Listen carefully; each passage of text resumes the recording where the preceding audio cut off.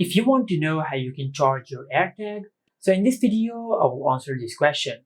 Now actually you cannot charge your AirTag because these AirTags do not use a rechargeable battery. Instead it is powered by a standard CR2032 coin cell battery which lasts for about an year. Now if you want to replace the coin cell battery of your AirTag, now doing that is very simple. First of all, just place both of your thumbs on the silver plate on your AirTag. Now just press your AirTag. Now just rotate the silver cover counterclockwise, just like that. And after you do that, this metal cover will pop out from the frame.